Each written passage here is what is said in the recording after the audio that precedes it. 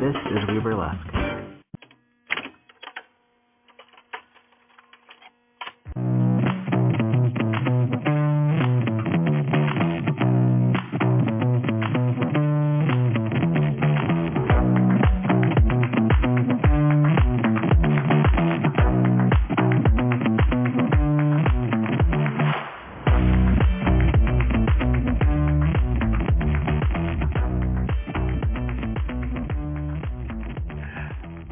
We've reached our halfway point. Take us into side B. Tell me about track number 6.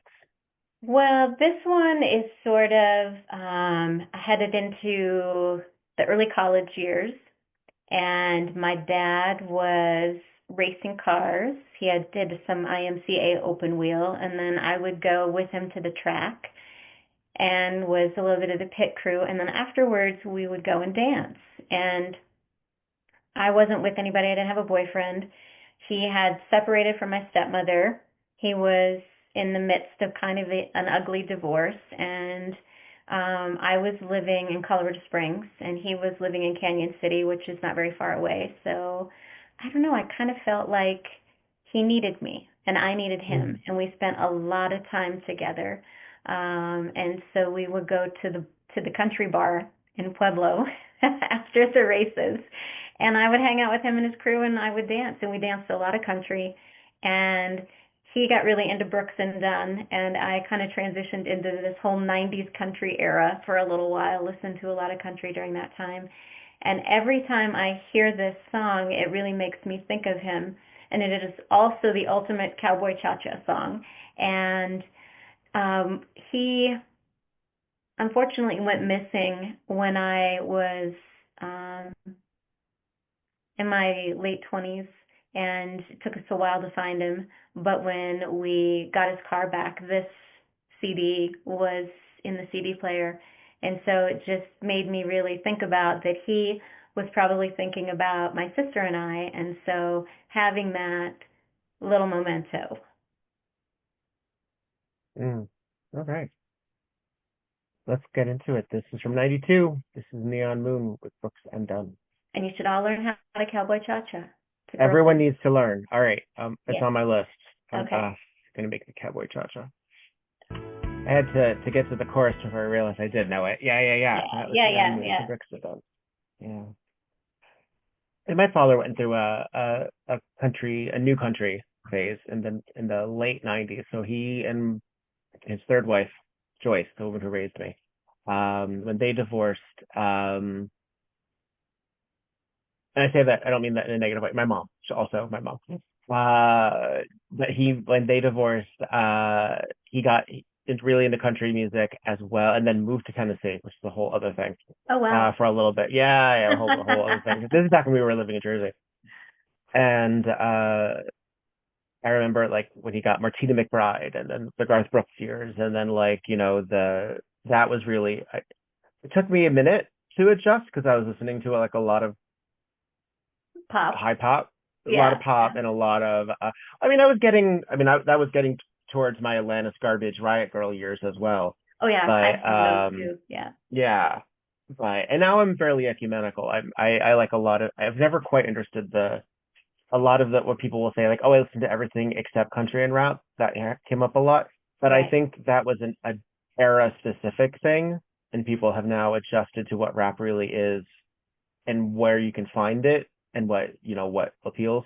And country, I mean, I know she shouldn't necessarily get the credit for it, but I know a lot of people, their gateway is going to be someone like Taylor Swift or someone who. Yeah. Absolutely. Yeah. I will say that one of the other best concerts I ever saw was Garth Brooks at the height of his career at Frontier Days in Cheyenne. And man, he was wild on the stage. And did he do Beaches of Cheyenne? He did, actually. Yeah, of course he did. Yeah, he did. Because Lane Frost actually died in that arena. And so, but he climbed to the top of the light stand. You know, the lattice, big lights that they have in the corners. He free climbed it just with his mic in his hand, while singing, climbed up, hooked his feet in the top, and sang a song from the very top like it was nothing. And then he climbed back down and kept going. And then I saw him again 20 years later on that repeat tour, again in Cheyenne. Sounded exactly the same. It was incredible. Yeah, but beautiful, beautiful concert, and so many fans came out for that. It was really fun to see. He was Um, such a I don't know if people realize it because again his streaming existence is nil, but he was up there with like the fame, like yeah. the monumental fame this man had. And he came out Yeah. of nowhere initially, because he had that Friends in Low Places, which Mhm. really launched him, that whole album. But then all the things that came after it, like the Thunder Rolls, and Mhm. there was just so much music that he had, that if people haven't really listened to him, he inspired, I think, a whole new generation of country, honestly, when they saw Yeah, what he yeah, I did would with say so. music. Yeah, because well, and honestly, with Taylor Swift, she was really connected with Brooks and Dunn, and a lot of the greats helped launch her when she was very young as well. So I feel like there's a lot of mentoring that goes on the way that we mentor in burlesque. That same thing happens in the music industry, and Yeah, you get and stand up too. That yeah, too. and it's You get beautiful. your mentors, and sometimes it's crushing to find out if that mentorship was less on the up and up. Oh, Because you were sometimes, right. Yeah. yeah, Well, I mean, we're but uncovering a lot of that, unfortunately, with I you know. know, and even Garth is not. I mean, he doesn't get quite the press these days, but he has allegations that he has argued against. But it's just sort of, Well, unfortunately, I think that comes with fame, and when yeah, get famous, you aren't always on your best behavior, and you make poor choices. Just you're human like the rest of us. Hopefully, those ones don't do some of the things like the Epstein files. yeah, yeah. Well, I mean, I mean, and but when we can, we will when we get like that little moment of we're very tentative with our rock stars now, where if they step just ever so slightly out of line, we get very, very cranky with them. Whether it's someone like Chapel Roan, who I really enjoy, but has put her foot in her mouth a few times, Absolutely. or if it's someone like I mean, well, Lizzo had a huge falling out after Oh, the yeah. yeah, all kinds of stuff, and so we'll make a lot of excuses for bad behavior, particularly when they're men, but a lot of the women will be targeted in that regard. Meanwhile, Kanye's still doing fine, and Louis C.K. is selling out tours, so they're fine. Yeah, yeah, exactly. So, um, fortunately, some of those humans that were not behaving so well have done a little time, and that's not a bad thing. So we're getting better Yeah. with accountability, but we still got some work to do for sure. Yeah. Well, we have a bit of a feminist anthem coming up, We which is has do. a country, if not a bass. There's a bit of a vibe to that song. I feel. Tell me Yeah. about Fight Song. Well, I was married for a very long time. I have a whole nother life. I didn't actually get into burlesque until I was in my mid to late 40s. And it actually started burlesque when I was in the middle of my divorce. And I had a friend in her 60s who took me to my very first burlesque jazz class. And she was in my Zumba class, came regularly, and so she's the one that kind of got me. Uh, One day she came to my class and went, "This is sad. We're not doing this anymore," and took me to burlesque jazz, and that helped kind of get a little spark, and then also helped me navigate the process of getting divorced, and said, you got to stop being sad. You need to get mad. And so this became my like drive to work anthem, because there were days getting up to trying to go teach, and having all of this stuff going on in the background was exhausting because it was awful. It was very ugly.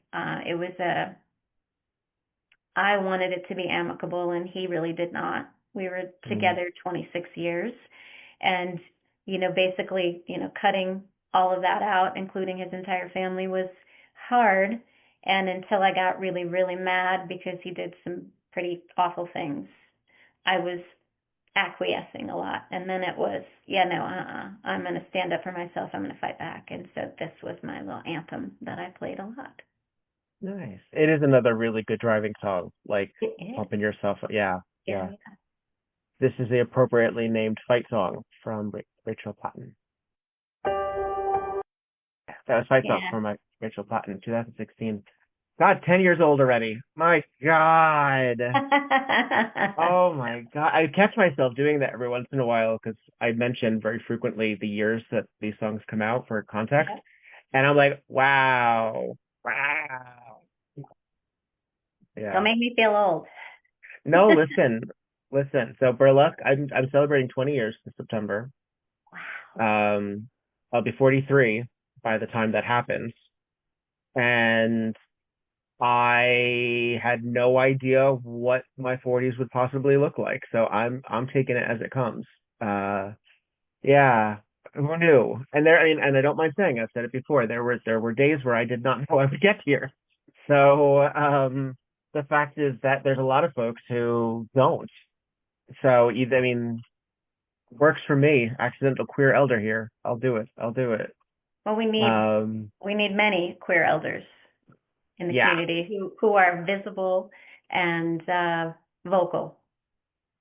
Well, if I can facilitate, I like to be part of that. It is daunting every now and then because as you pointed out, you started roughly 2016, 2017. So Yeah. are you celebrating 10 years? Um, yeah, technically, yeah, I would say I didn't really do like my first solo performance until 2018. I did mostly Okay, group stuff, that but counts. yeah, Still but counts. I would say I'm coming up. Ooh, yeah. I mean, this month I think actually would technically be my first group kind of live performance outside of the studio because we did little studio Sure. showcases. And I would say that we did a big group number out of the studio in July, and then I did my first solo kind of self launch in August. Yeah. How involved in the creative process of the group numbers were you? Not at all. Okay. The person that was in charge of that particular company was a small control freak. So Okay. yeah, there was no. But I will say it inspired me to. I teach every week now, and we're doing some. We have our own studio showcases, both in and out of studio. We have one coming up in October, and the vibe of what we're doing is very different than all of the ones we've done so far. And I feel it's really important to stretch their range as well. Mm. None of them perform outside of the studio. Occasionally, I'll offer opportunities to get them on a different kind of stage, but most of them are either women who wanted some empowerment back, or they are ballroom dancers who wanted to add more flair and sexuality to their performances, connection on the floor with their partner and with themselves and the judges.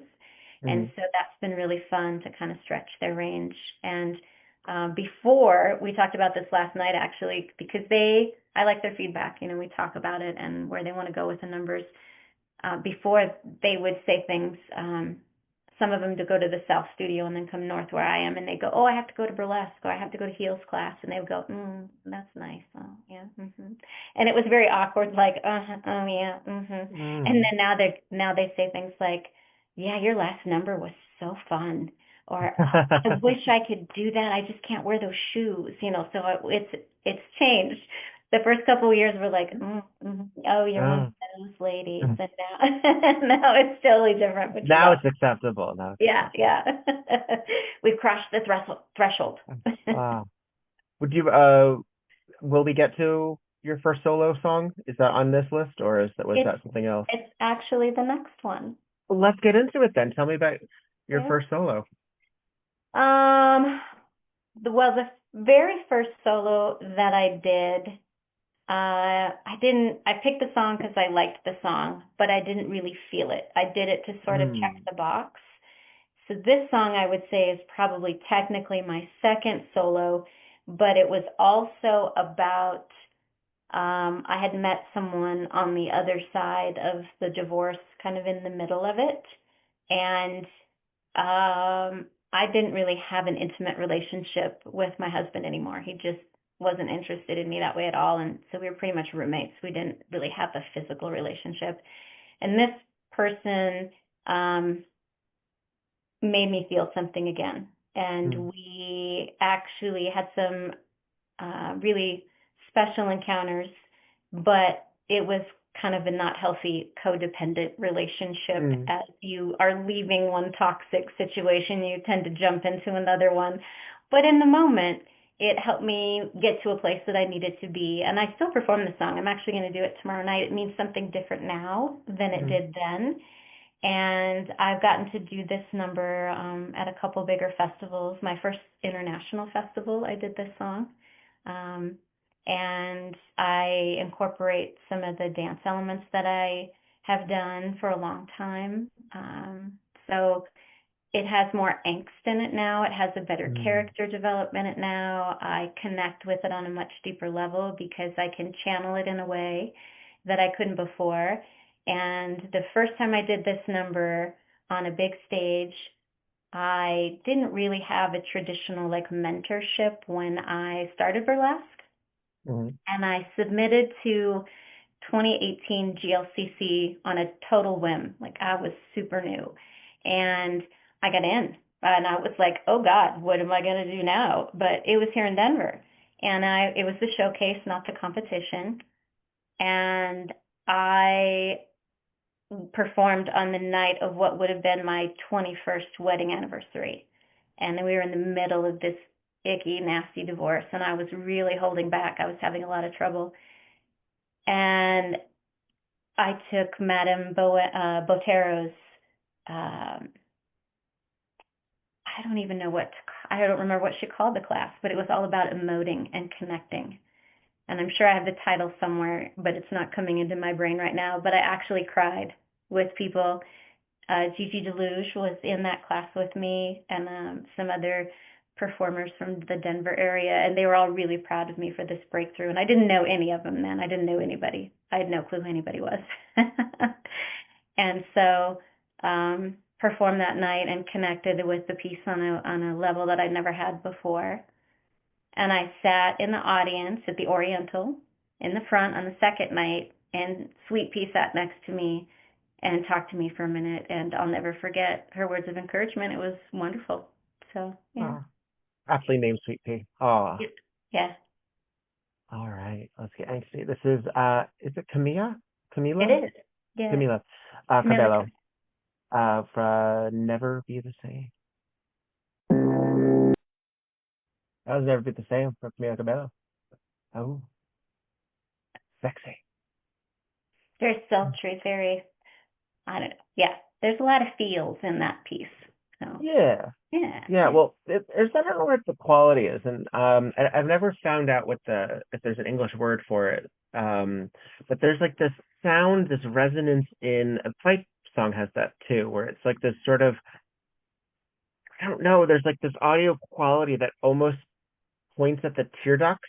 I don't know what it's called, and I feel like there needs to be something. There has to be. Yeah. Someone's invented it. Well, I feel like Um, some of the songs that I pick have a certain breathiness to them, that there's like mm, space between the lyrics and yeah, but yeah, it's what you're talking about. There's like you can feel a certain level of emotion in them. yeah. Yeah. Yeah. And it's not only an audio, it's not just a vocal thing, and it's not just a song, because I've heard it in both, in a variety of things, in songs of decades older. It's just something. I don't know what it is, but it's it's a hit maker. I will say that. Um, our next track, as we're winding down, because we're reaching, this We is your are. penultimate track. I can't believe we're already at track number nine, number nine, number nine. Yeah. Um, a good reminder to the audience listening that if you're listening to this on Audible or Spotify or iHeartRadio or Apple or any of the places that I happen to be, cool, thank you. Like, follow, and subscribe, and write a comment if you'd like. They do actually really help. If you write a 5-star and explain why, it does really actually help. I hate that it does, but it does. But if you're listening, you're saying, hey, but where's the songs? Well, about that. You have to go to patreon.com/We Burlesque. Behind the $1 paywall, you'll have access to all 78 of these. Trust me, I'm not here giving out bootlegs of Barry Manilow Cabana. What I am here, though, is allowing you the opportunity to not only see these gorgeous faces, but have access to captions as well. So you'll be able to follow along. I do upload these on Vimeo, and Vimeo has a very good caption AI, which is actually how I want AI to be used. And you'll also be able to hear the full tracks, read the lyrics, and throw me, $1, and that would be great too.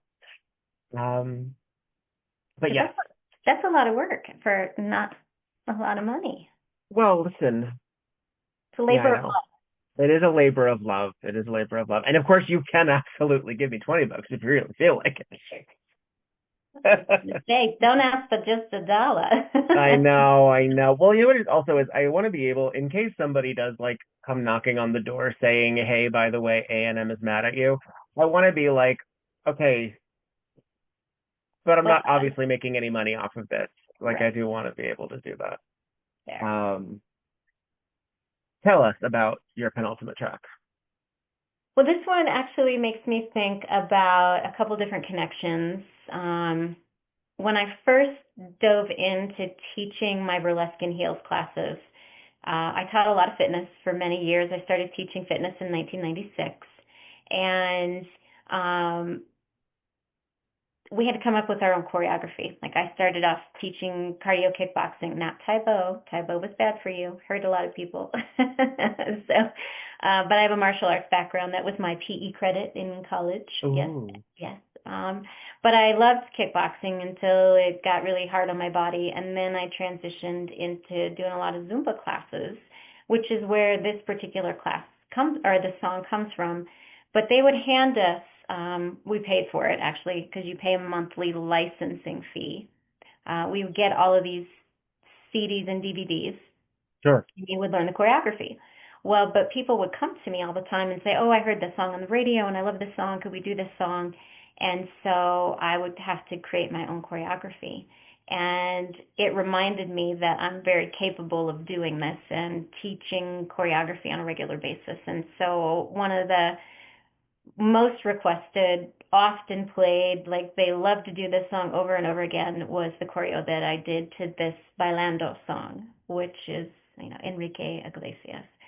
And when I started teaching burlesque in heels, I had this moment of, I've taught forever, taught mathematics my entire life, taught fitness, but diving in and teaching not just dance fitness, but also feeling like I had the background to be able to teach burlesque in heels.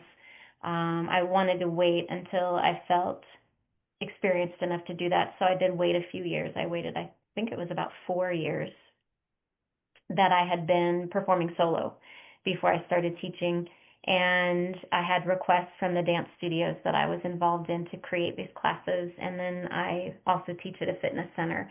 And so going back to some of the choreo that I had created for the Zumba classes, I was teaching a bunch before COVID, and then when the world shut down, I didn't really get to do that anymore because we were doing that online, and I didn't enjoy that at all. I had gyms that had 80 to 100 people in them doing Zumba with me up on a stage, and it was wonderful. It was so much fun and so much energy, and I met so many wonderful humans and had a great circle of support when I got my divorce. And so that was kind of the inspiration for me to go, you know what, I can do this.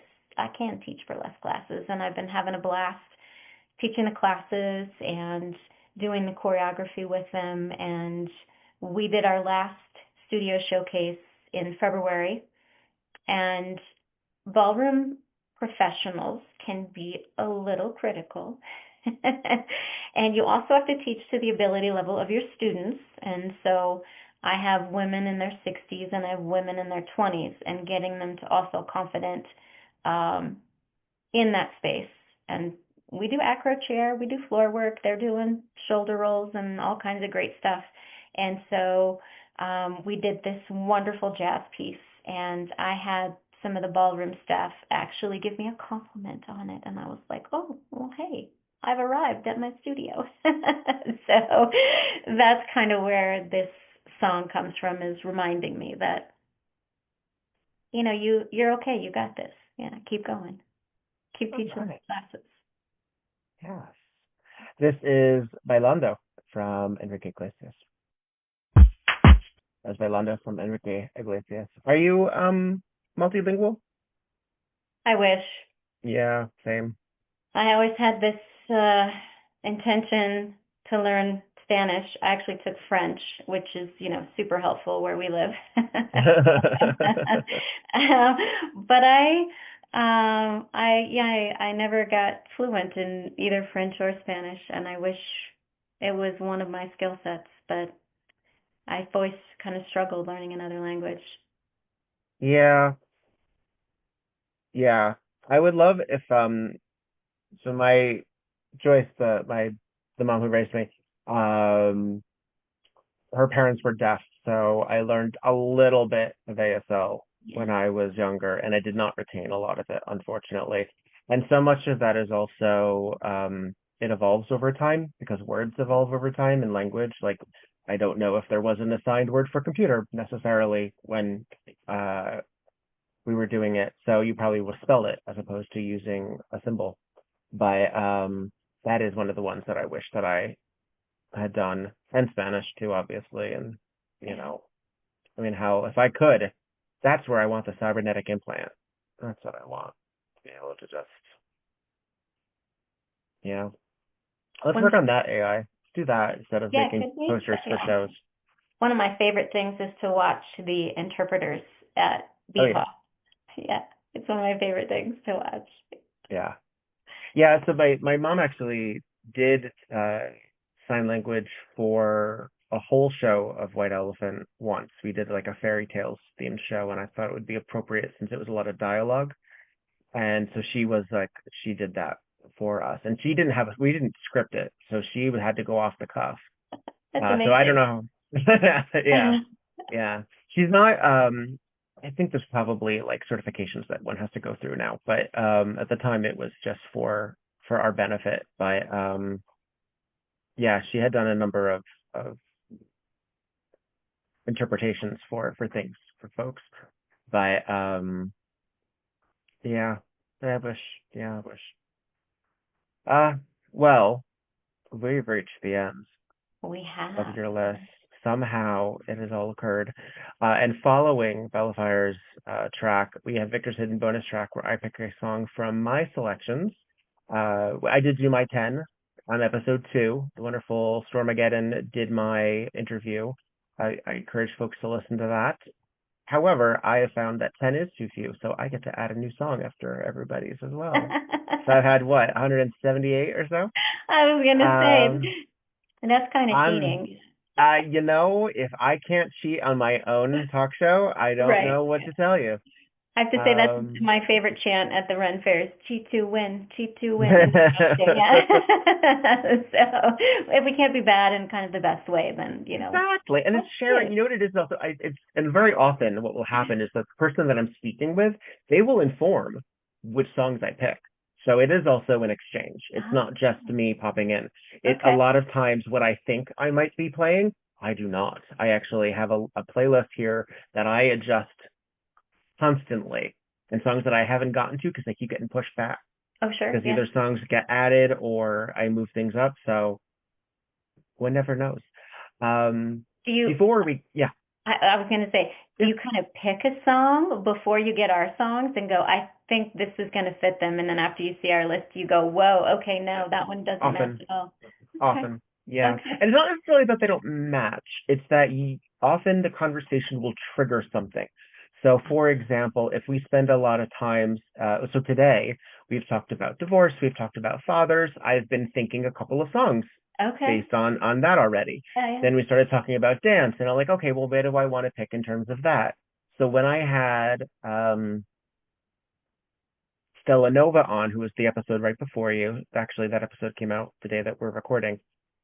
She is also a dancer, and so a lot of her songs were dance focused, and a lot of it were also sort of a certain era.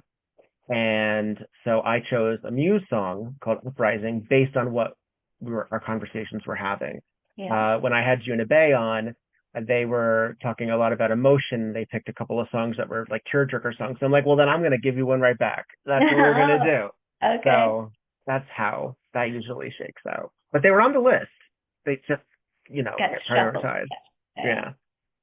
Yeah. Um, before we get into track number 10 and we go into mine, can you tell the folks at home the ways that they can keep in touch with all of your goings on?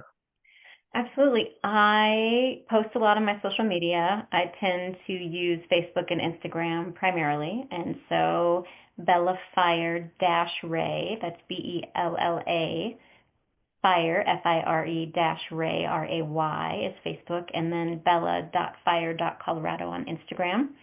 Try to post regularly on there as much as I have a love-hate relationship with the socials. Um, it's amazing when people who have followed and who live in an area that I'm coming to come to a show and come up and say hi. I love meeting people that say, "Oh, I've been following you forever, and I've never got to see you perform live," and I just really enjoy that Yeah. immensely. I think it's wonderful when you've got people who have been on the journey with you for a long time. Yes. Yeah. Yes. And that was actually really, really gratifying when I started volunteering at Beehoff because I sort of felt like I was entering a club that I had not been part of Yeah. about 5 years ago. And because I didn't start going until after the pandemic, Me because too. then I lived on the West Coast. And I was like, well, now I sort of have to, don't I? And people knowing who I was, not that like, I mean, again, queer elder status sort of being by virtue of being here earlier and having a pretty decent, not a great, but a decent internet footprint. Uh, so follow and subscribe, people. That's But when good. you do have an opportunity to tell people that you've been following, please do, folks. Please do. Let folks know that you enjoy their work. I don't know. I don't know anybody who I associate with that would take that lightly. So. I don't either. And that was also one of the really great things about teaching was Mm, having students come back to me later on, especially, not seeing them for years. I primarily taught at a community college and, you're launching them to their 4 year and then having them come back in their career, or at the end of their academic journey and saying thank you, uh, you know, yeah. sharing what they're doing or coming back later on. I still have people occasionally who chat with me on LinkedIn who are my undergraduates, and they're grown-ups, they've been out in the world for 20 years and it's pretty cool. I just actually helped somebody with a letter of recommendation. I filled out a reference letter for her, and I heard today she got the job. So Yay! yeah, it's great. Yeah, so I love staying connected for sure. And I saw somebody at FanFest for Pikes Peak Hill Climb. I was working FanFest, and somebody that I had chatted with off and on after my divorce. Somebody I shared some things, and they had been really kind and reached out on social media correctly in the DMs the right way, and was also going through something similar. And we were able to commiserate from time to time. It was nice, and they went, "Oh my gosh, we finally get to meet in person," so that was cool. Yeah. Very cool. I got to get back to Colorado. I obviously that's where we met, but It it is. was, and I still listen to that Spotify playlist you shared with me. I remember asking you for that, going, "I love this. Can I have Yes, this?" yes. See, we met and we shared music together. See, We did. now I do know the song. Tell me where it falls into your storyline. Well, this kind of connects with my previous song in a random way, but I use a lot of the dance elements that I know to build my choreography. And obviously, bailando, I had cumbia and some cha-cha in there, as well as tango. So I used all of that in that particular piece. I have a musical theater piece that I just performed in Kootenai that has paso doble in it, and so that's kind of my ballroom roots. And then this takes me full circle back to angry rocker chick 80s vibes. And this is a femme fatale piece that I have that I do some edgy acro chair stuff in. And this one has also traveled the world a little bit. I performed this one at the Australian Burlesque Festival, and I turned 55 on stage there, and I got to do this act. So I did that last October, and it's one of my newer numbers. I actually started this number with my burlesque class. We did a version of it, and I loved the song so much that I wanted to put it on stage, and so I modified the end of it to be a little edgier, a little sluttier, and it's been a really fun, femme fatale piece. And I have a leather jacket and a hat and a harness and these knee-high platform red velvet boots that I wear, and I've got a Canova bass piece that was my very first one that I use for some other numbers as well. And it only has a couple reveals. Super edgy, really raw, angry, coming for your mind tonight kind of vibe. So yeah. All right. This is Jen Wigmore with Kill of the Night from 2011.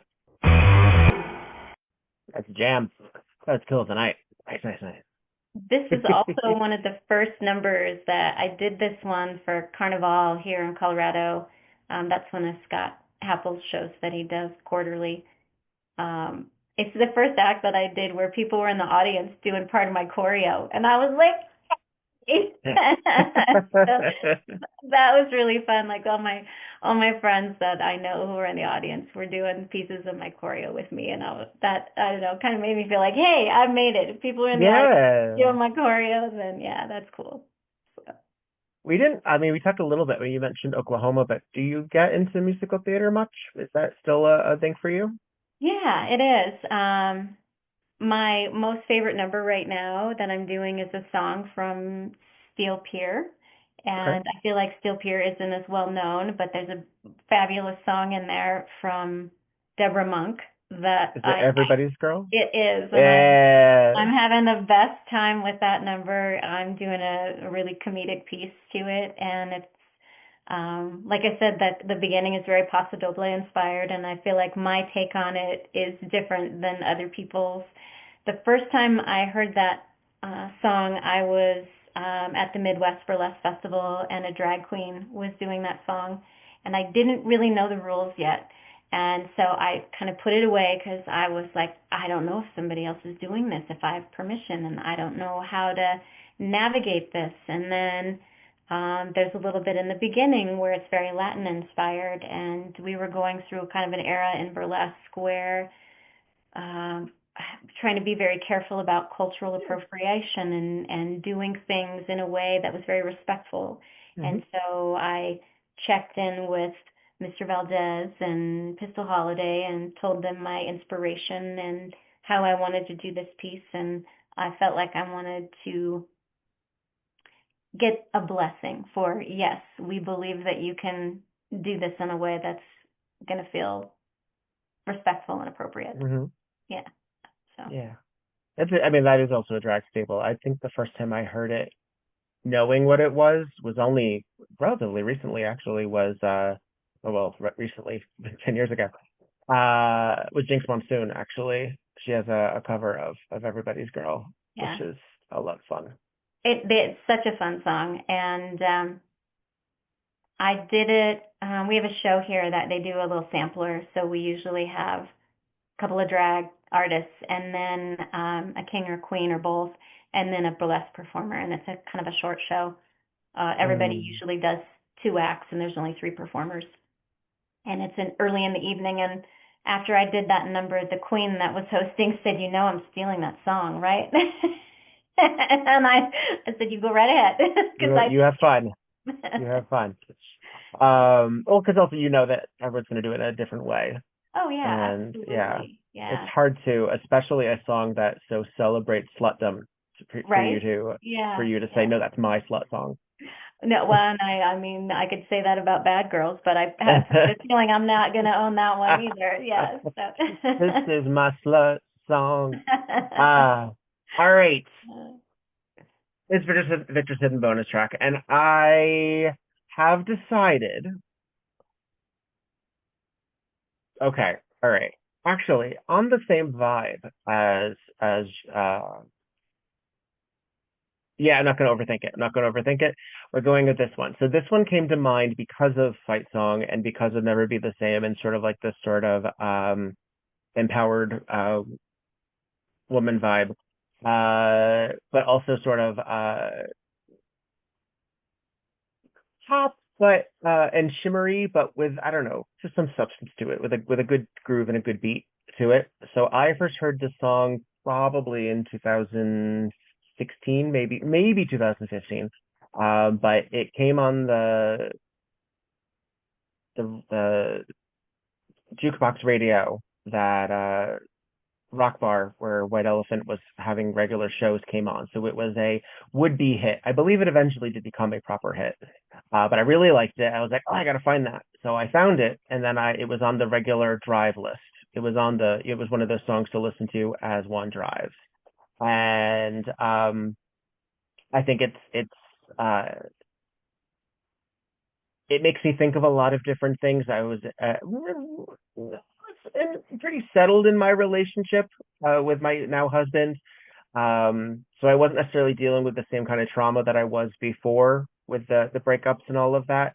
But it helped me recontextualize, sort of feel that kind of, empowerment in a retrospect. So, and I listen to a lot of sad, tragic stuff that really doesn't apply to me right now anyway. So, but this is upbeat. So we're going upbeat. Okay. This song is called Ghost. Uh-huh. It is from a singer named Ella Henderson, which is one of the most generic pop star names ever. It has no, I guess you couldn't just go by Ella, but Henderson just doesn't quite, I don't know. I don't know anything else by her. I only know this song. But it's a bop, and we're gonna listen to it. I have to search it while it's playing. This is called Ghost. This is Ella Henderson. Ghost from Ella Henderson. It's good, right? It's fun. I like it. Yeah. It's got good movement to it. I would say it's pretty accurate because the whole start of my burlesque journey was definitely about self-empowerment and a little female rage, self-reclamation journey, and then continuing through, has been definitely about connecting with other people and talking about, how we got here, like how Right. did you get to the stage and being able to feel safe, to talk about it. There's a lot, we all have a little trauma, I think, that follows us, and being able to embrace it and get it out there and, right. And channel it. Yeah, and I think doing real therapy is very important and very healthy, which I have done quite a bit of at the end of that divorce period, but also using what I learned to be able to emote and channel it in a healthy way so I can connect with myself and also connect with the audience. Yeah, which, that's what you have to do too, because it's not just masturbatory art. This is also meant to be entertainment. This is meant to be accessed and consumed. And to resonate, I think you really need it to be authentic. And it takes a certain amount of vulnerability to be authentic.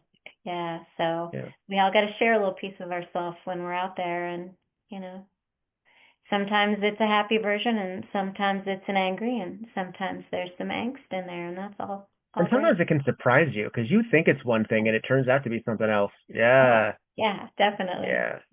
Yeah. I like doing that. Sometimes we surprise ourselves because what we intended and what it actually morphs into, super healthy. Yeah. See, there was another one that I was alternating with when I came up with this. So I don't know. So I'll say it so that you can check it out. But it's a song called Jar of Hearts. Oh, I love that song. There you go. Well, you already know it. You already know it. Absolutely love that song. Yeah. And I did an act to that for a very long time, and it was a lot of burlesquers have that song where they write words on their body, and that was one of the ones where I had words written on my body, and I no longer feel comfortable doing that act, so I don't anymore. But it was very important at a very important time, so that song will eventually make it to Victor's hidden bonus track. But the reason I went with this one is because I wanted to on more of a I mean that's a powerful song and there's strength in it, but this one is a little bit more anthemic. Um, but that one is another one that was sort of like I'm using heartbreak essentially to tell a story. And if the heartbreak is too fresh, or you haven't channeled it in the other way, say therapy or some other proper method, going out there with what you think are scars but are in fact barely sutures, you're gonna hurt yourself and you're gonna hurt your feelings accidentally. And Like, sometimes there's still open wounds, and yeah, you don't realize that they are until you really try to do something. right. And even if you practice, even if you do it, like there's a very different stiff feeling when you Yeah. hear it on the loudspeaker and when you're doing it in front of an audience. It's a very, very different feeling. So, Well, and that's one of the things I feel like when I first started doing that Never Be the Same piece, mm, I really wasn't ready for it. And I had to set it down for a little while because it was still too raw. And mm, I would say I don't know, I probably performed it 15 or 20 times before I figured out that, yeah, this is still a little messy for me. This is not, mm, I'm not ready to keep doing this one. And I did. I set it down for a few years. And then I met somebody new. I have a new partner. We've been together for a while now. And so when I perform that piece, it means something different now than it did when I first created it. And so it's, yeah, I can put the emotion in it of the heartbreak, but it doesn't end with the heartbreak. It ends with sort of a celebration, which the right, piece kind of journey as well. That's really cool. right. Well, and I mean, I still a lot of the Victor Devon ethos of my very very important theatrical career. A lot of it is rooted in loneliness and cosmic loneliness at that. So like one of my signature acts is the Paper Moon act where I go out with the moon on the wire. And I love that that. song, that act is about loneliness, like Yeah, that straight up.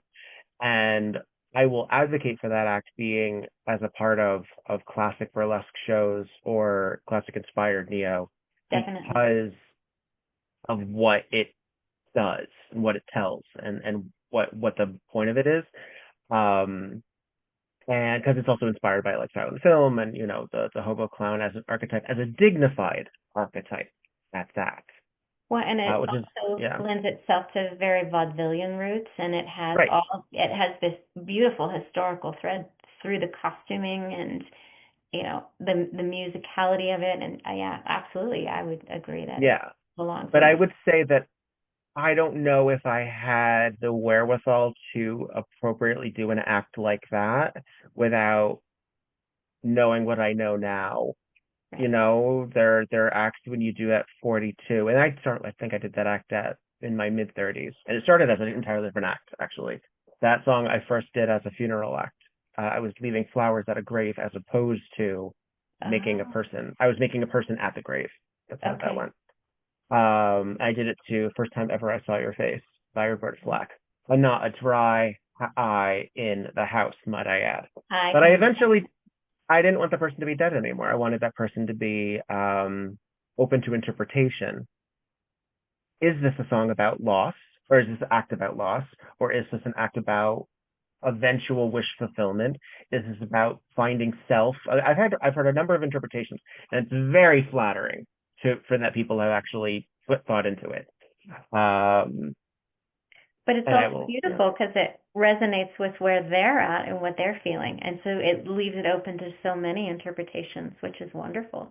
that's the hope, isn't it? Yeah, it really is. Yeah, Yeah. yeah, Art at its best. um, yeah. When we can make them feel more than just something in their loins. Yes. Well, I like to give them a break sometimes. I just want them Right. to, Such a such a hard and job.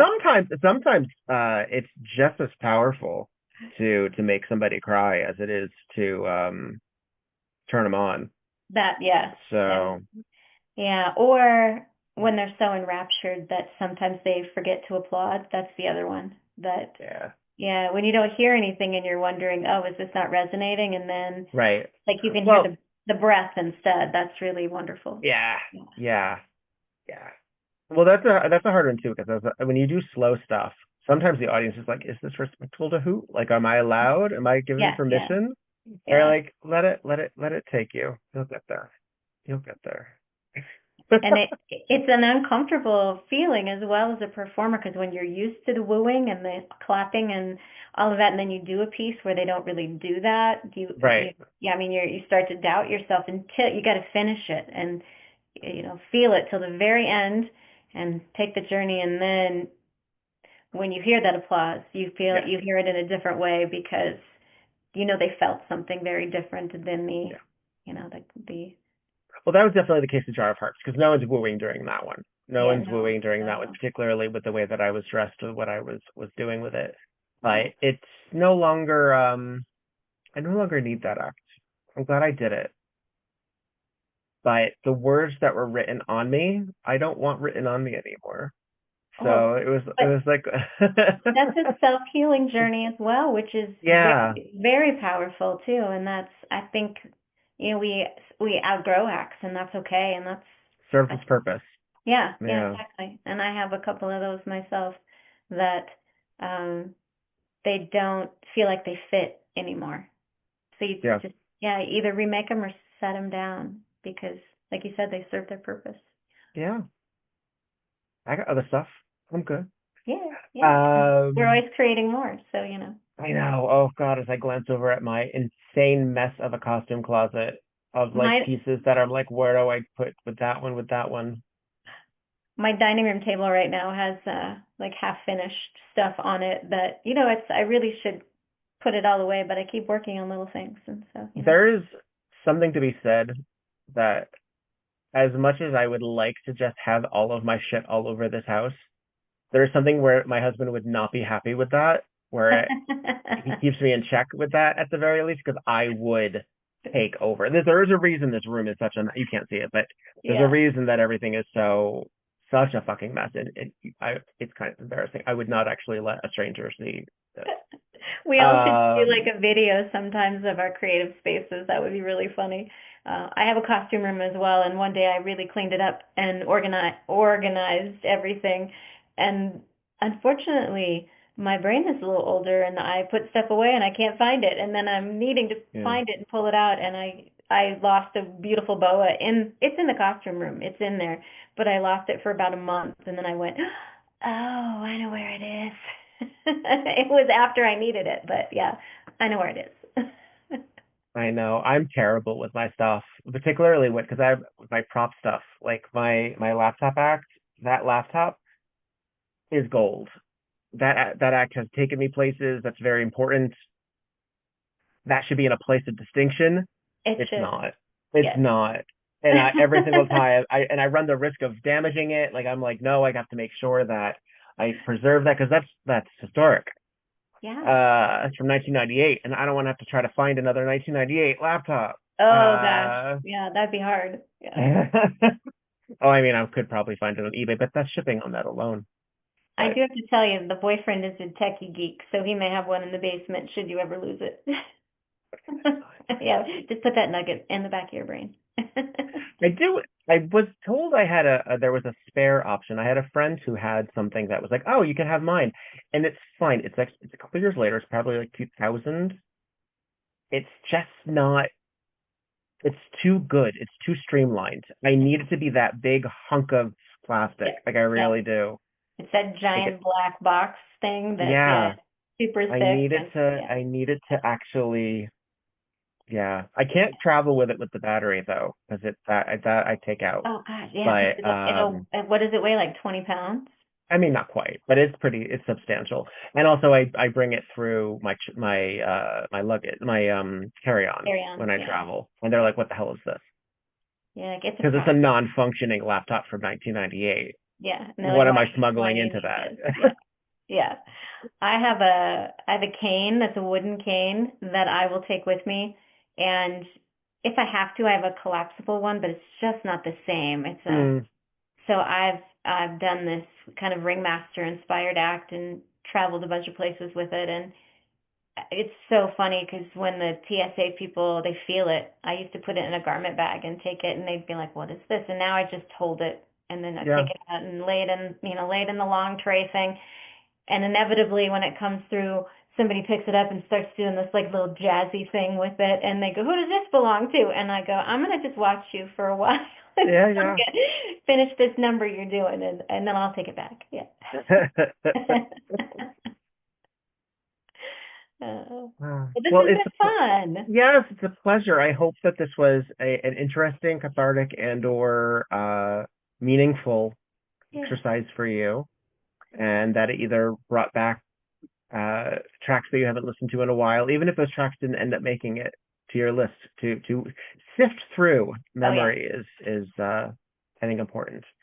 So thank you for being a part of this, taking this so seriously, and being a part of a collection of folks who have shared their songs. So well, I am happy we worked it out. I know we had a couple misses, and I am. You've been so busy. Well, it's booked and blessed. It's yes, and taking care of the mama was kind of important. Yeah. That was the that most complicated part of it, and so we're almost hopefully done with that. That's a couple of weeks, and we'll be able to go. Okay. I know elderly parents are terrifying. They turn into toddlers. It's exhausting. Yes, they're wonderful humans, but I know how they felt now during my teenage years. But it's always lovely talking with you, and I'm really glad we got to have this little one-on-one time.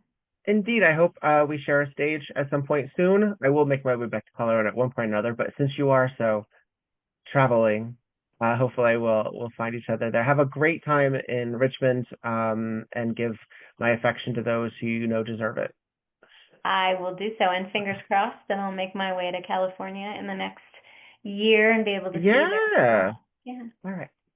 Mwah. Mwah. Bye, darling. Have a great night. You too.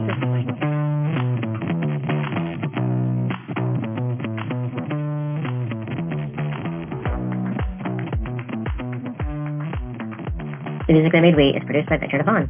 We Burlesque Podcast Network is the creation of me, Viktor Devon. Podcast artwork is by Logan LaFleur. We Burlesque and podcast cover art photography is by Atticus Stevenson. The theme song, Anna 45, is by This Lady the Egress and is used with permission. Incidental music is via Pixabay under the Fair Use Doctrine. Visit WeBurlesquePodcast.com for notes on this and every episode.